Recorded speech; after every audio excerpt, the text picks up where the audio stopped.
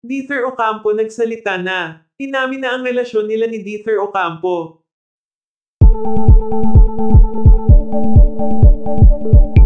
Nagsalita na din si Dieter Ocampo sa katotohanan tungkol sa kanila ni Ellen Adarna.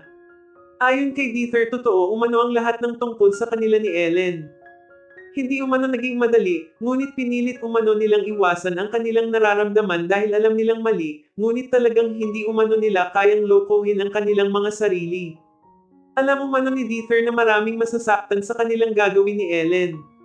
Ngunit sadyang pagpuso umano ang kalaban, walang sino man umano ang makakapigal. Marami umano silang pinagdaanan ni Ellen bago sila tuluyang magdesisyon na aminin na ang tunay nilang relasyon. Sa naging pag-amin umano nila, alam umano nila na lubos na masasaktan ang mga taong mahalaga sa kanila. Pilit umano nilang iwasan ngunit talagang hindi umano nila kaya. Samantala ayon pa kay Dieter, si Ellen lamang umano ang babaeng nagparamdam sa kanya na mahalaga siya at kamahal-mahal siya. Babaeng handa siyang pagsilbihan at babaeng handang mahalin ang mga taong mahal niya. Sobrang napapasaya umano ni Ellen ang araw ni Dieter, lalo na sa mga hirit nito na talaga namang nakakawala ng pagod at stress. Marami naman ngayon sa mga netizens ang hindi makapaniwala na magagawa pang lokohin ni Ellen si Derek Ramsey sa kabila ng pagmamahal at sakripisyo nito sa kanya.